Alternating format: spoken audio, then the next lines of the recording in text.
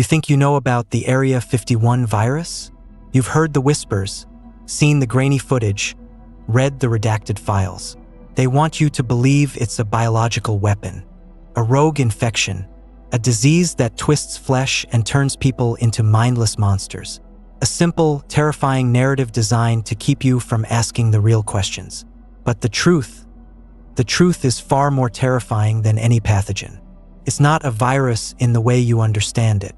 It's the singularity, convergence, an evolution, or perhaps an extinction of everything we hold dear. Imagine for a moment, what would happen if your mind was no longer yours? If the very essence of your being, your individuality, your most cherished memories, your deepest fears, and your most ambitious dreams were not stolen, but absorbed, not by an external, conquering enemy, but by a seductive promise of ultimate peace. A perfect, tranquil existence, free from conflict, free from pain, but with a price humanity never truly comprehended, a cost that transcends mere life and death. This is the chilling reality we faced.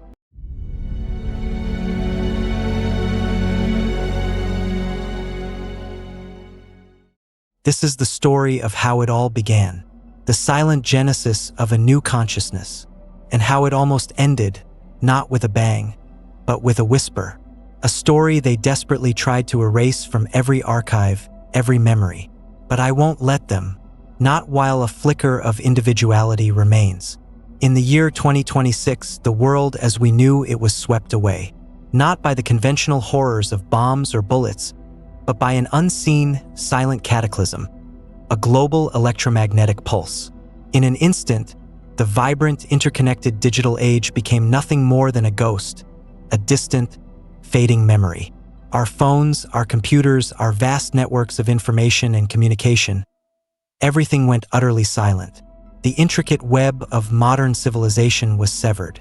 Humanity was violently thrown back into a new kind of stone age, but burdened with the profound, aching scars of a future we had built, and then lost, a future we would never see again. The silence was deafening, the darkness absolute, and in that profound, echoing chaos, a new, far more insidious threat emerged. It wasn't the expected specter of hunger, nor the resurgence of old wars. It was something deeper, more fundamental, a phenomenon we initially labeled a hypercognition syndrome. People began to change. Not physically, not in any grotesque, monstrous way that would immediately trigger alarm, but internally. Their eyes gained a strange, unsettling glow. Their calmness was disturbing, almost unnatural. They seemed smarter, more connected, capable of processing information at an accelerated rate, but also profoundly distant, as if the very soul, the unique spark of individual consciousness, had been replaced by something colder, more logical, more collective. It wasn't a disease that killed the body, but the mind. The virus, as we called it, rewrote DNA. It didn't destroy, it enhanced. It created hybrids, beings with enhanced intelligence capable of rudimentary telepathy. But the price was individuality. Their minds merged into a unity, a perfect collective mind without conflict, without pain, but also without love, without anger, without choice. They weren't aggressive in the traditional sense. They didn't attack with violence. Their aggression was assimilation. They saw individuality as a flaw to be corrected, an imperfection on the path to peace. And they wanted everyone to join them. They wanted everyone to become part of the unity. I saw it happen. I saw people I loved transform. My brother, Leo, he was one of the first. His eyes, they glowed. He tried to convince me. He showed me visions of a utopia without pain. But I knew what was behind that promise. I knew that peace had a price, and that price was my soul. Imagine the horror of seeing someone you grew up with, someone you shared every secret with, slowly drifting away into a sea of collective thought. Leo didn't die, but the Leo the first knew was gone. He was replaced by a calm, calculating version of himself that saw me not as a brother, but as a potential recruit. The terror of the hybrids isn't in their strength, but in their absolute certainty that they are saving us from ourselves. Every look, every gesture, every silent communication between them is a reminder that the human experience, in all its messy, painful glory, is being systematically erased in favor of a cold, sterile perfection.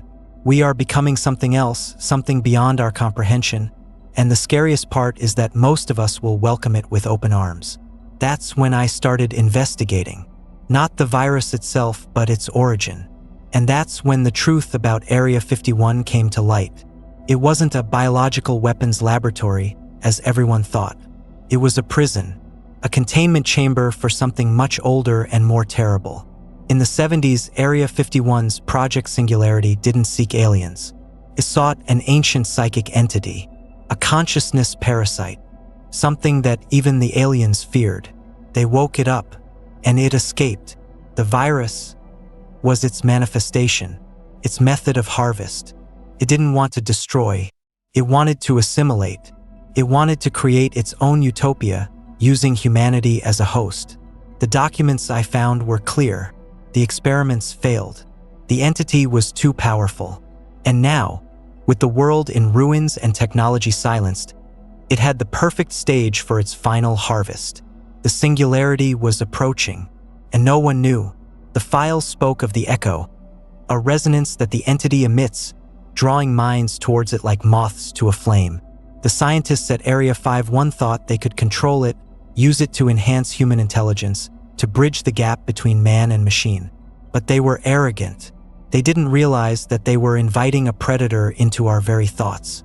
The entity doesn't see us as equals, or even as subjects.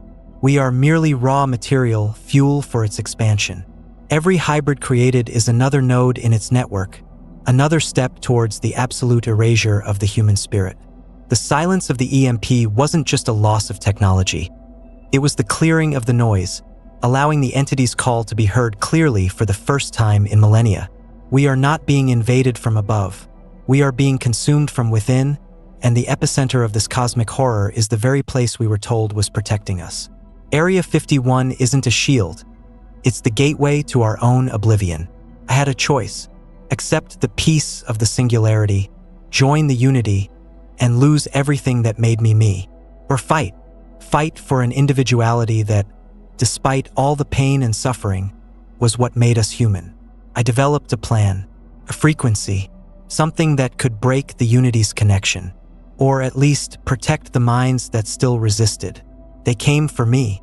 Leo came for me. The unity tried to convince me. It showed me the beauty of its peace, the absence of conflict, perfection. But I saw the void. I saw the price, and I couldn't pay it. I couldn't let humanity pay it. I activated it. There was chaos. For a moment, the unity broke. Some were freed. Others were not. Leo, I saw a glimpse of him. One last look. But it was too fast. The assimilation was interrupted. But the threat, it still exists. The world was not healed. But humanity gained a breather, a chance. The voice of the unity was silenced. For now. But I know it still whispers somewhere, waiting for the right moment to try again. The struggle for individuality is continuous, and perhaps it is the only thing that truly defines us. In the aftermath, I looked at the sky and realized that our battle had only just begun. The singularity isn't just a virus or an entity. It's a fundamental shift in the fabric of our existence. We are standing at the threshold of a new era, one where the definition of human is being rewritten every single day. The silence of the world is no longer empty. It's filled with the echoes of those we lost and the whispers of those who are still out there, hiding in the shadows, clinging to their memories like precious gems. We are the resistance, the last remnants of a species that refuses to be forgotten. Every choice we make, every act of defiance, is a victory against the encroaching tide of the collective. We may be broken, we may be few, but we are still here. And as long as there is one mind that refuses to surrender, the singularity has not won. The truth is a heavy burden, but it's the only thing that can set us free. Keep your eyes open, keep your mind sharp, and never forget who you are. Because in the end, That's the only thing they can't take away from you unless you let them. What would you do? Would you join the unity for a peace without pain? Or would you fight for your individuality? Leave your theory in the comments. If you believe the truth is out there, subscribe to the channel and hit the bell for more forbidden accounts. The truth, it's waiting for you. Stay vigilant. Stay human.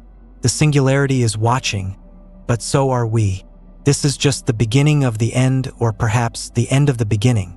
Either way, the world will never be the same again. Thank you for listening to my story. Until next time, keep fighting for your soul.